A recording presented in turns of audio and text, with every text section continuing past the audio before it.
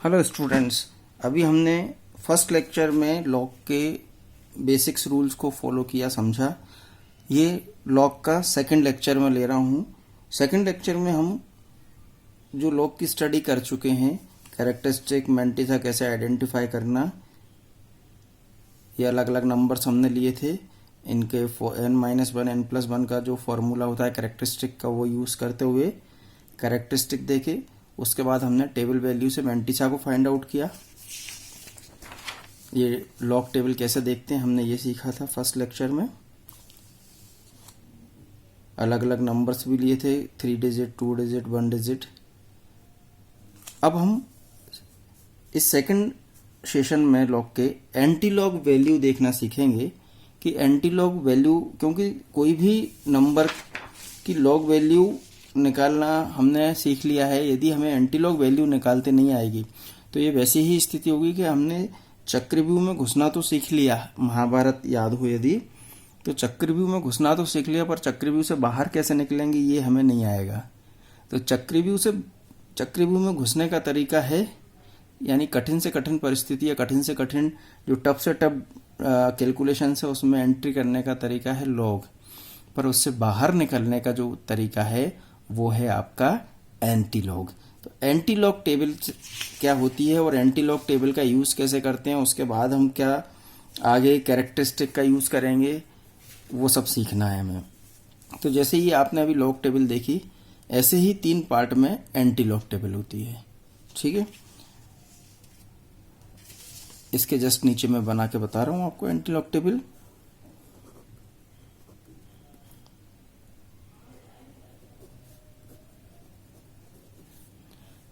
Same 3 parts में divide होती है। ये फर्स्ट पार्ट,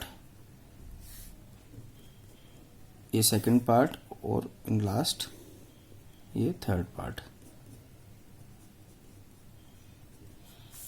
देखिए लॉग टेबल में नंबर कहाँ से स्टार्ट हो रहे हैं, 10, 11, 12 आगे बढ़ते गए एंड सो ऑन 99 तक। क्लियर। जबकि एंटी लॉग टेबल जो है वो 0.00 से स्टार्ट होती है। 0.00, 0.01, 0.02, इस तरह से आगे बढ़ते बढ़ते हम जो है 0.99 तक पहुंचते हैं। ये 0.99 तक हम पहुंच गए। First part. Second part same 0 से 9 तक का, 0, 1, 2, 3, 4, 5, 6, 7, 8, 9। Third part mean difference 1, 2, 3, 4, 5, 6 and 7, 8, 9। ये मीन डिफरेंस होता है।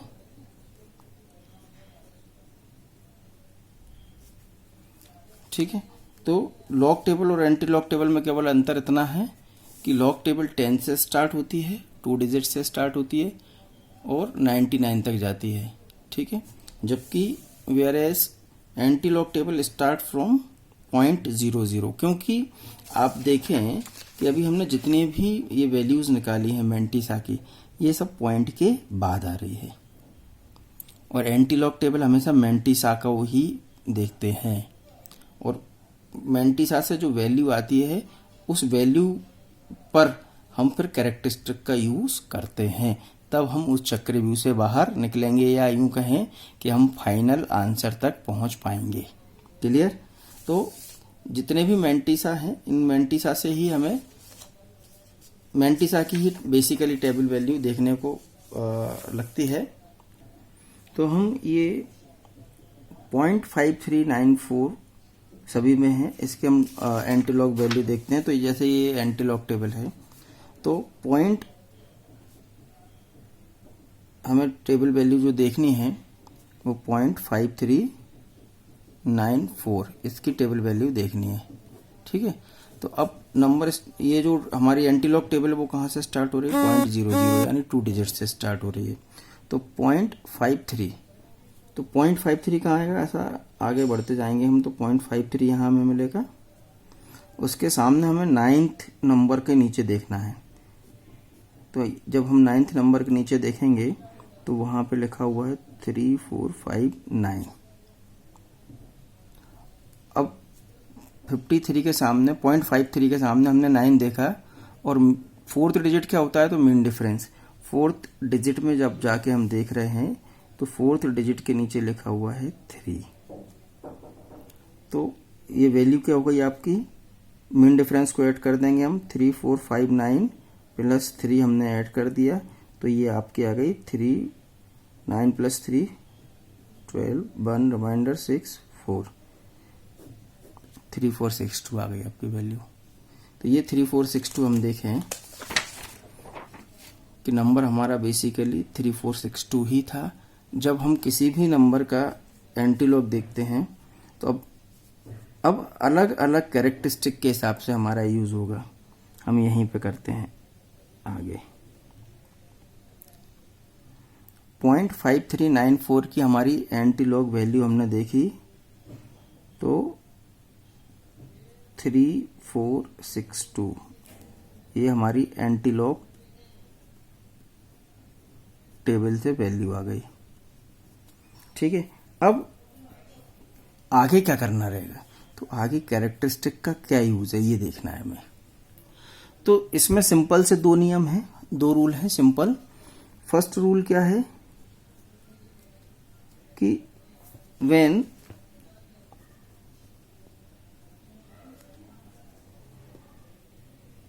Characteristic is positive, then formula will be n plus 1. Second, when characteristic is negative, means in bar, then formula will be n minus 1. अब यहाँ पे n क्या, तो जो characteristic दिया हुआ है, जो नंबर हमें दिख रहा है, डिजिट जो दिख रहा है वही n है यहाँ पे। जैसे मैं कहूँ तो यहाँ पर n 3 है, यहाँ पर 1 है, यहाँ बार 3 है, यहाँ 0 है, यहाँ 2 है, यहाँ बार 2 है, यहाँ बार 1 है। ये जो दिख रहा है यही ये वही कैरेक्टरिस्टिक है, वही n है। ठीक है, तो फर्स्ट केस में हम बात करें तो n का यूज क्या, अब n का यूज क्या करना है, ये तो फॉर्मूला हो गया। तो फर्स्ट केस में हमें जो भी n प्लस 1 करने पे आंसर आएगा, जो भी आंसर आएगा, या n यहाँ पे भी हम बाद में बात करेंगे, n प्लस 1 करने पे जो भी आंसर आएगा लेफ्ट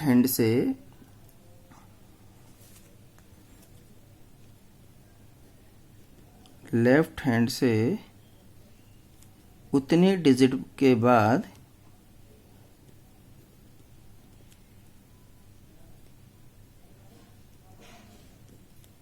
पॉइंट लगाना है।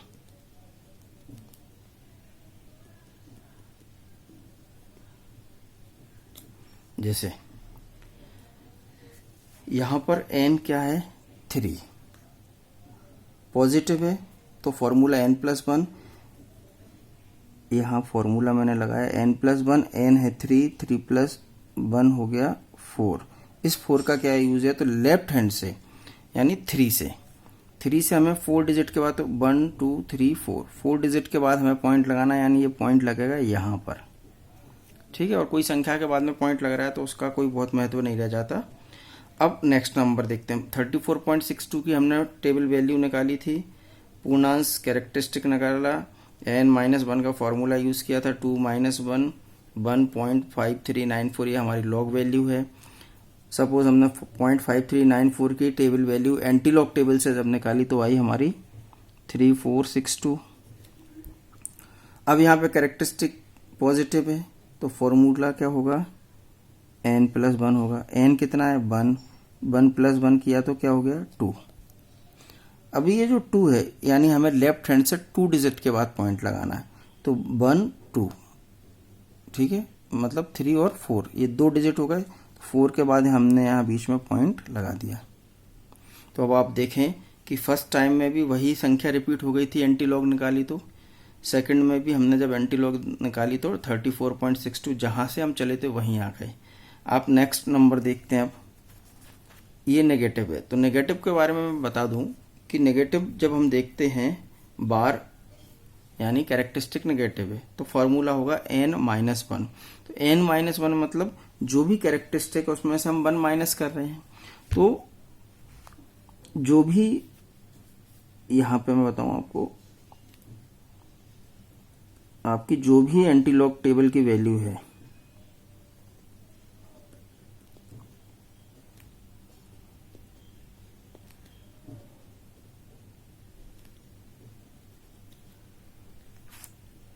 उसके आगे मतलब लेफ्ट साइड में, या उसके आगे की बजाय हम इसको लिखें पहले,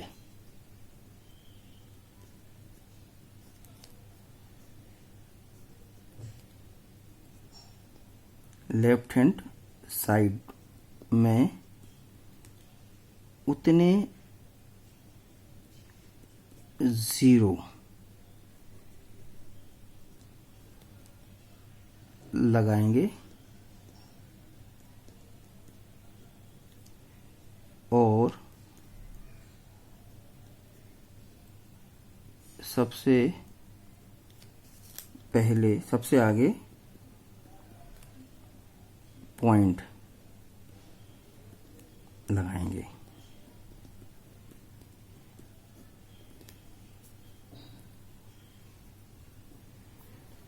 n-1 जब नेगेटिव होगा तो n-1 का फॉर्मूला होगा, और जो भी एंटी लॉग टेबल वैल्यू है उसके आगे मतलब पहले की साइड में, हम लेफ्ट हैंड साइड में पहले तो उतने 0 लगा देंगे n-1 से जो आंसर आएगा, और सबसे आगे हम पॉइंट लगाएंगे। अब कैसे लगाएंगे वो मैं बताता हूँ आपको। 0.5394 हमने इसकी एंटी लॉग से टेबल से वैल्यू देखी, तो टेबल वैल्यू वही आएगी 3462। चूंकि यहाँ पे बार 3 है, तो फॉर्मूला हो जाएगा n-1, n है 3 माइनस 1 किया तो 2। अब इस 2 का हम क्या करेंगे, तो जो भी हमारी वैल्यू है उसके आगे यानी लेफ्ट हैंड में हम ये जो 2 आंसर आया तो 20 हमने लगा दी, ठीक है। और सबसे पहले हम क्या लगाएंगे, पॉइंट। तो आपका आंसर हो जाएगा 0.003462। ये देखिए हमने जो संख्या ली थी 0.003462 वही आ गई। यहां देखते हैं हम 5.5394 कैरेक्टरिस्टिक क्या है, 0। कैरेक्टरिस्टिक 0 का मतलब है कि कैरेक्टरिस्टिक क्या है, पॉजिटिव। तो n प्लस 1 प्लस 0 प्लस 1 किया तो हो जाएगा 1, ठीक है। यानी हमें जो भी हमारा एंटी लॉग टेबल की वैल्यू है उसके लेफ्ट साइड से फर्स्ट डिजिट के बाद हमें पॉइंट लगाना है। अगेन 0.5394 है, इसकी टेबल वैल्यू 3462 है। 1 है, 1 यानी लेफ्ट हैंड से फर्स्ट डिजिट के बाद यानी ये 3 के बाद हमें पॉइंट लगाना है, तो ये लगा दिया हमने। अब ये देखिए यहाँ पे n2 है, पॉजिटिव है, सॉरी कैरेक्टरिस्टिक 2 है, पॉजिटिव है। फार्मूला n प्लस 1 2 प्लस 1 यानी 3। तो जो भी वैल्यू होगी उसके 3 डिजिट के बाद हमें लेफ्ट साइड से पॉइंट लगाना है। 0.5394 की टेबल वैल्यू वही रहेगी 3462। लेफ्ट साइड से 3 डिजिट 1 2 3 यानी 6 के बाद पॉइंट लगाना है, ये लगा दिया हमने। यहाँ पे नेगेटिव है यानी बार से स्टार्ट हो रही है, तो फॉर्मूला होगा n-1। n कितना है, 2 माइनस 1 यानी 1। अब इस 1 का हम क्या करेंगे, तो जो हमारी एंटी लॉग वैल्यू आएगी उसके आगे पहले हम एक 0 रखेंगे और फिर सबसे आगे पॉइंट लगाएंगे। 0.5394 की टेबल वैल्यू 3462, ये हमारी एंटी लॉग टेबल से वैल्यू आ गई। 1 हमारे पास ये यहाँ से आया था, n-1 का फॉर्मूला यूज़ किया, 2 माइनस 1 यानी एक 0 आगे लगाना है और सबसे आगे पॉइंट लगाना है। यहाँ देखिए बार 1 है, ठीक है ना, बार 1 है मतलब नेगेटिव। अगेन फॉर्मूला क्या होगा, n-1 1 माइनस 1 किया तो 0, ठीक है। टेबल वैल्यू 0.5394 की 3462। अब जब n-1 किया 1 - 1 यानी 0 आया तो कुछ नहीं करना, जो भी टेबल वैल्यू है उसके आगे वहीं पे 0 लिखना है, ना आगे जाना ना पीछे जाना। जो टेबल वैल्यू है एंटी लॉग टेबल की वैल्यू उसके सबसे आगे पॉइंट लगाना है, क्योंकि ये हमारा 0 आया है। तो इस तरह से हमने ये पॉइंट लगा दिया। अब आप मैं हाथ ये हटा रहा हूँ, तो अब देखिए कि जब हमने कोई संख्या ली उसकी लॉग वैल्यू निकाली, और जब उसी संख्या की हम एंटी लॉग वैल्यू निकालते हैं, इन सभी संख्याओं की हमने एंटी लॉग वैल्यू निकाली और कैरेक्टरिस्टिक का यूज किया, तो वापस से वही संख्या आ गई है 3462। ये देखिए यहाँ 34.62 आया था, ये 34.62 से हम चले थे। यहाँ हम 0.003462 से चले। लॉग टेबल की जो लॉग वैल्यू थी वो बार 3.5394 थी। जब बार 3.5394 की हमने एंटी लॉग वैल्यू निकाली, तो हमारा आंसर वापस 0.003462 आ गया, जो हमारा जहाँ से हम स्टार्टिंग पॉइंट था। ऐसे सभी संख्याओं में आप देख सकते हैं जहाँ से हम चले वापस वहीं एंटी लॉग निकालने पे आ गए।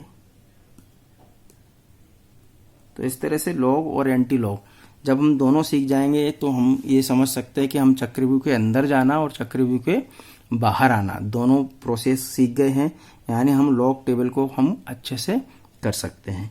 तो आज के लिए इतना ही। लॉग टेबल और एंटी लॉग टेबल की अलग अलग नंबर्स आप स्वयं खुद लिखें, जो भी आपके दिमाग में आता है वो नंबर लिखें, फिर उसकी लॉग वैल्यू निकालें।